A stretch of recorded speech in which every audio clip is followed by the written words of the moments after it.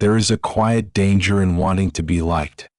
It seems harmless at first, smiling when you feel tense, nodding when you disagree, laughing at jokes that aren't funny, apologizing when you've done nothing wrong. You tell yourself it's kindness, that it's polite, that it's just easier this way. But over time, something starts to slip. Your preferences disappear. Your opinions soften. Your voice quiets. And slowly, without even realizing it, you begin to vanish inside your own life. Carl Jung once said, "Individuation is becoming the person you are inherently meant to be, not what others want you to be." But you can't become that person if your energy is spent becoming what everyone else needs you to be.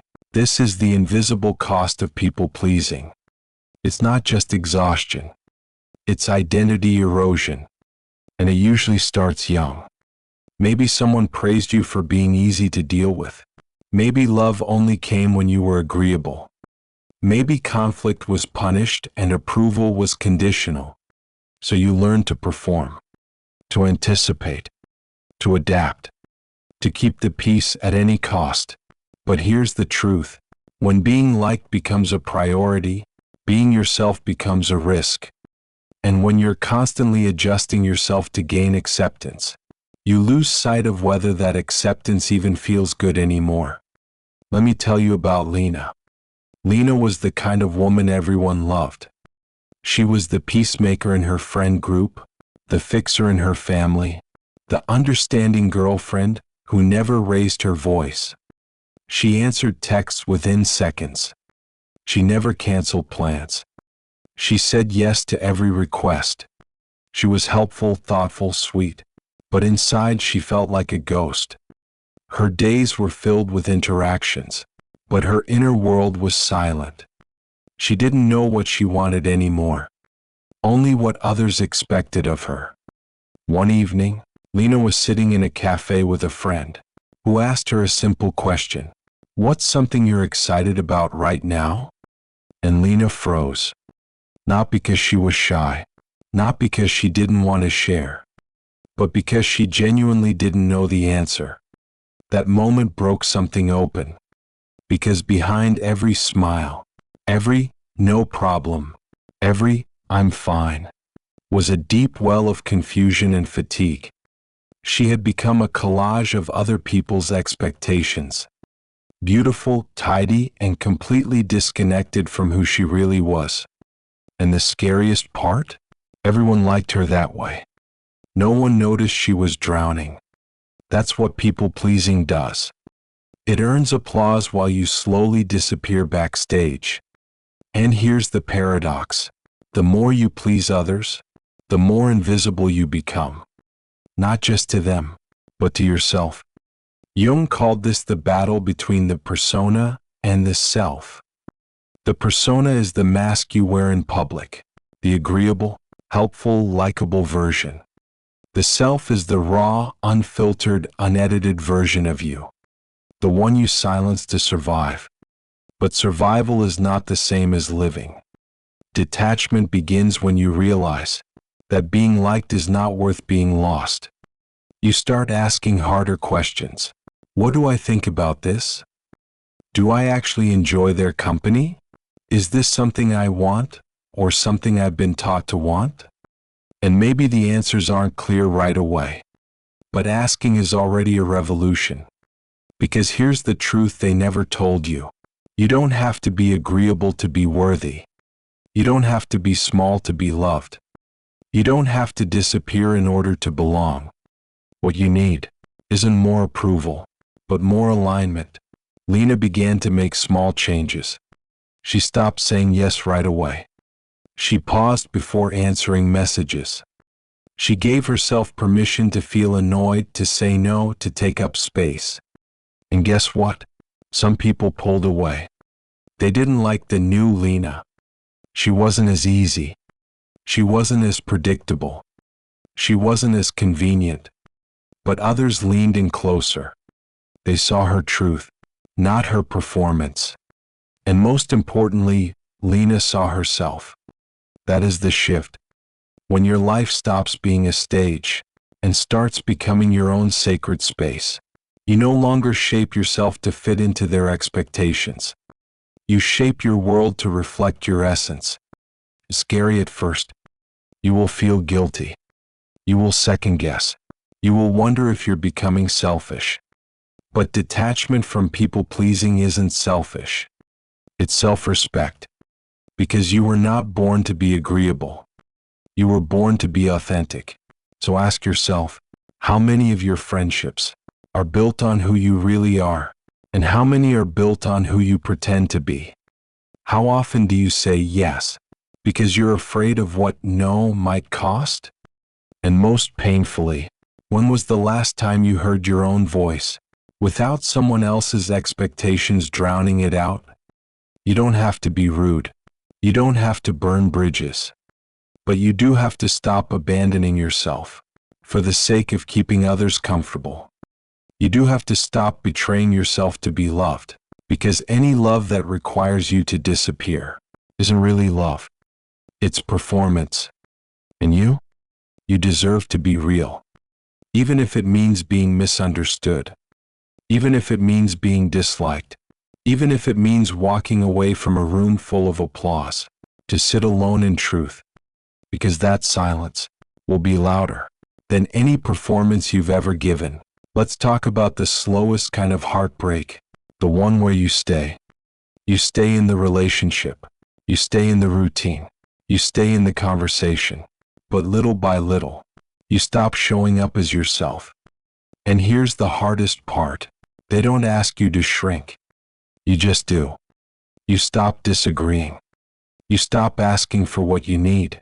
You stop speaking your truth, not because you don't feel it, but because you're afraid of what it might cost you.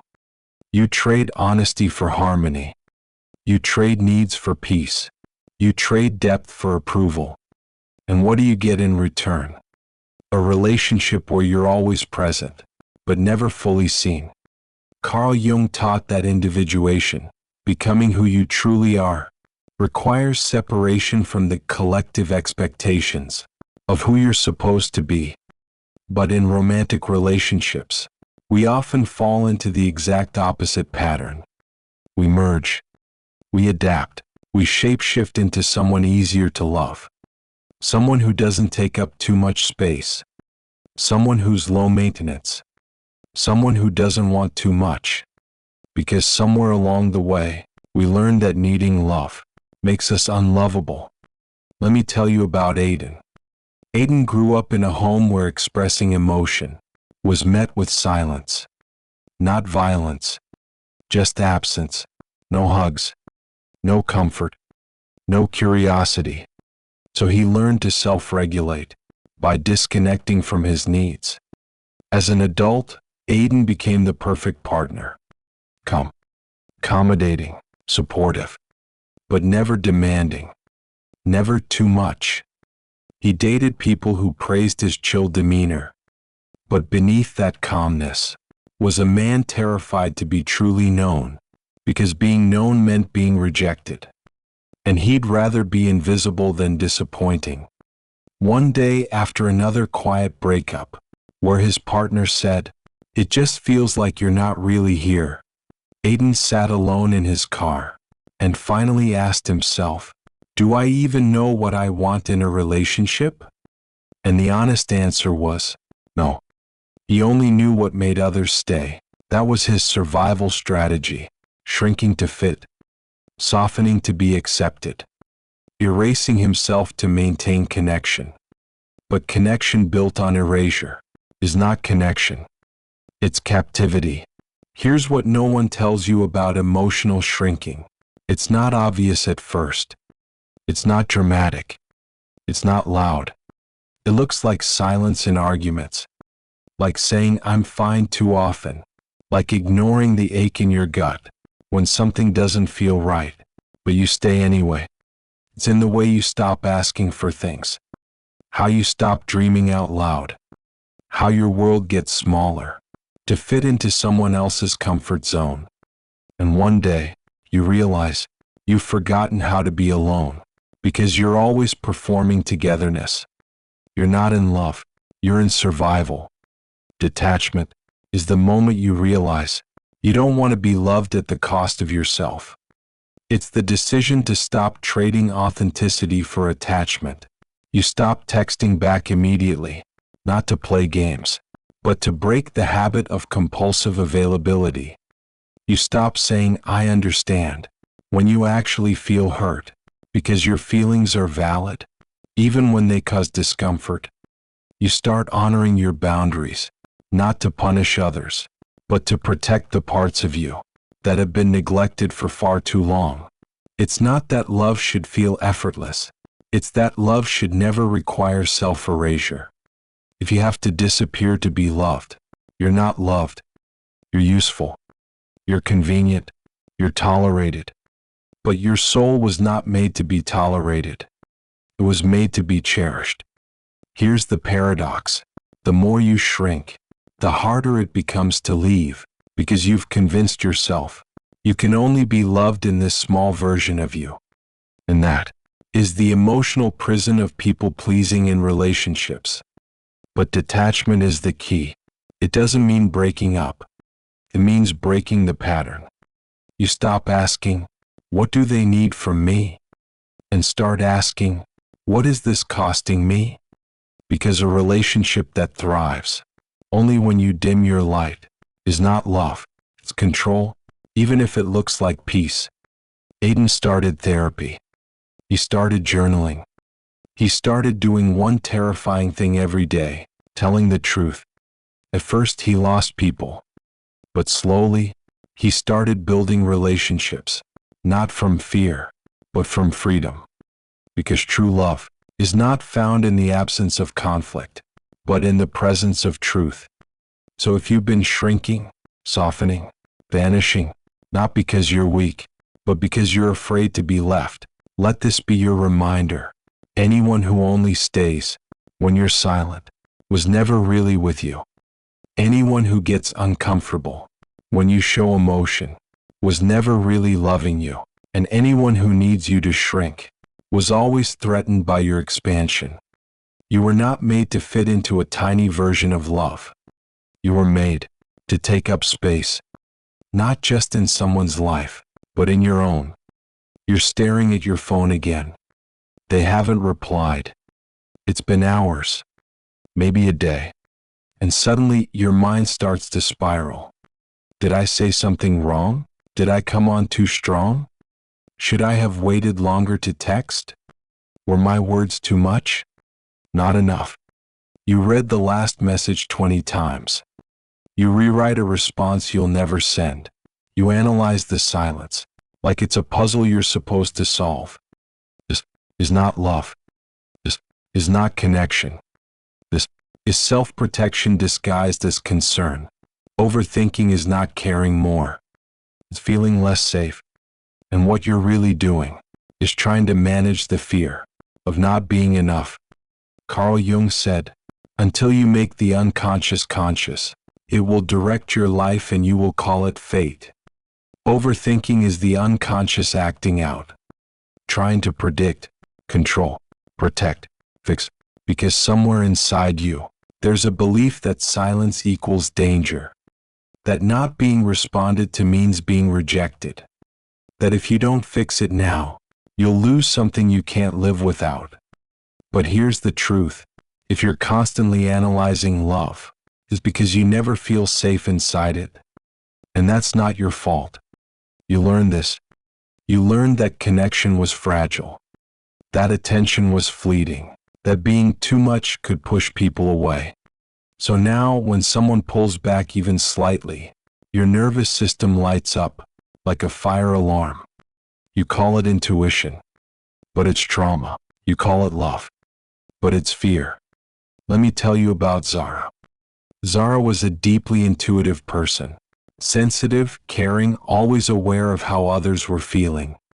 She could sense shifts in tone, changes in mood, pauses in conversation that others didn't even notice. But in relationships, this sensitivity became a burden. When her boyfriend stopped using emojis in his texts, she panicked. When he took longer than usual to reply, She spiraled.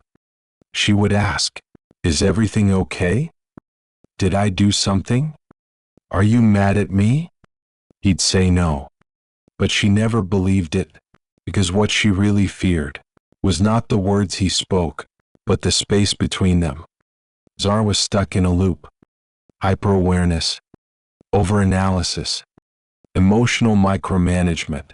She thought she was being a good partner, attentive, connected, emotionally present.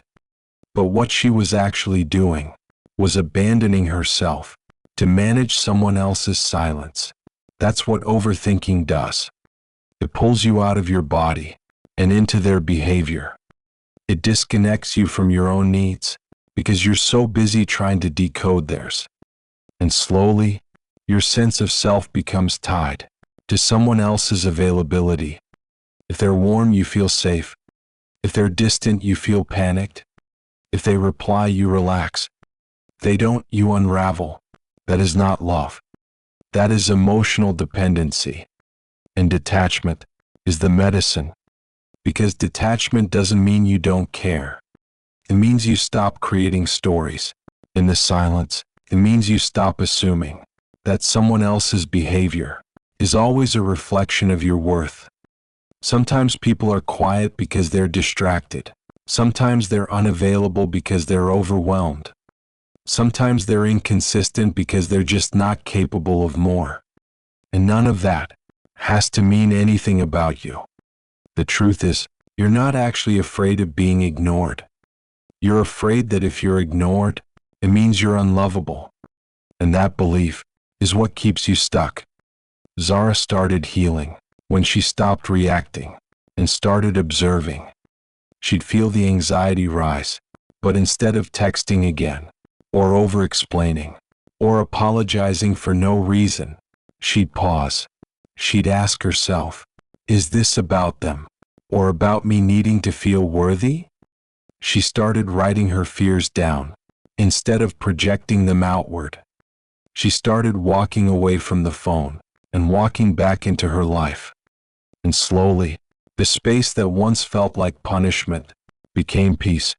She realized that people who want to be close don't require constant interpretation. They show up. They speak clearly. They don't make you guess. Love doesn't require you to be a mind reader, or a fixer, or a decoder of signals. It simply asks that you be present, honest, whole. Overthinking is not an act of love. It's a signal that you're afraid to lose something you haven't even truly received. It's a signal that you don't trust, that your presence is enough. So detach, not to punish, not to test, not to prove a point. Detach to restore. Detach to come home to your own nervous system. Detach so you can breathe without waiting for someone else to tell you you're allowed to. When you stop needing reassurance, you start creating security from within. When you stop writing scripts in your head, you start reading the truth in your own body. When you stop chasing answers, you start listening to yourself. So the next time your mind starts spinning, pause, breathe. Ask yourself, what am I trying to fix? And more importantly, why do I think I'm broken? Because you're not. You're just trying to protect a part of you that never felt safe before. But now, it's time to create a different pattern. One where peace isn't earned through panic, but chosen through presence. Where love isn't built on fear, but on freedom. Where silence doesn't mean rejection, but rest. That's the gift of emotional detachment. Not to disconnect from others, but to finally reconnect to you.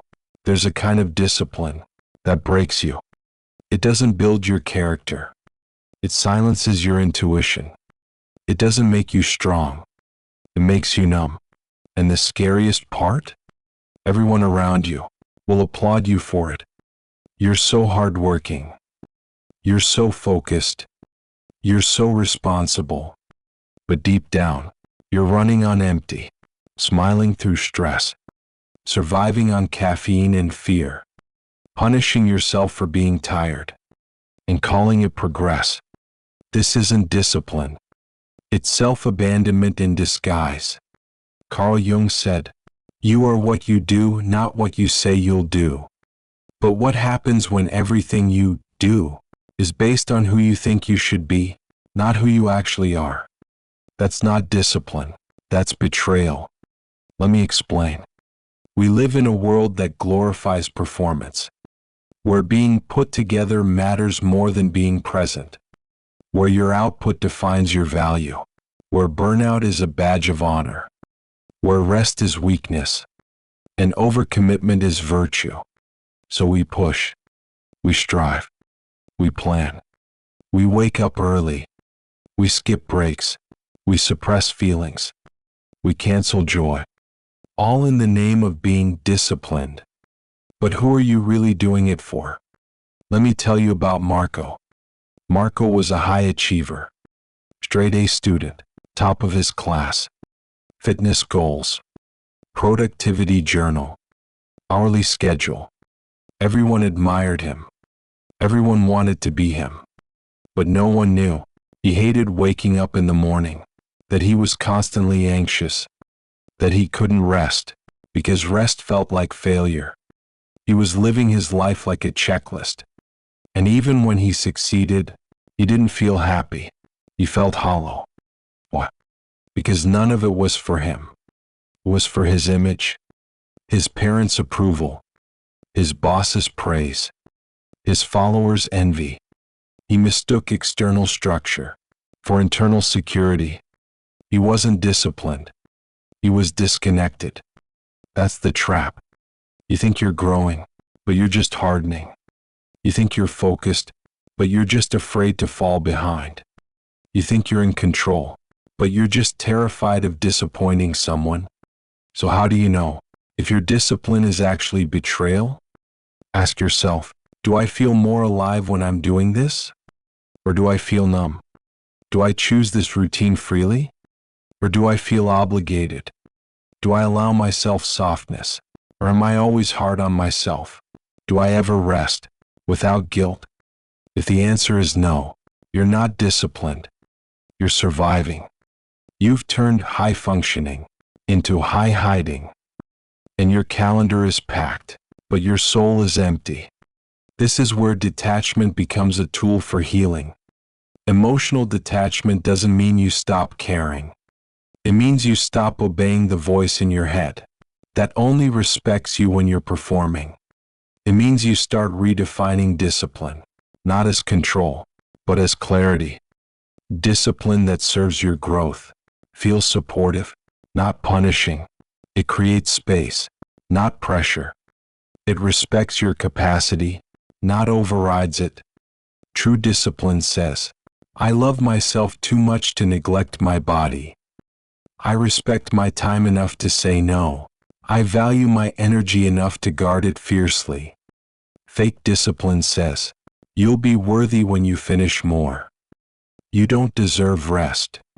You must do it all or you've failed. See the difference? Marco started changing, not by quitting everything, but by changing the why behind it. He stopped working out to punish his body. He moved to connect with it. He stopped saying yes to every opportunity. He started asking, does this align with who I'm becoming? He no longer chased recognition. He started chasing peace. And slowly, his routine became lighter. His anxiety softened. His self-talk shifted from drill sergeant to mentor. That's what detachment gives you.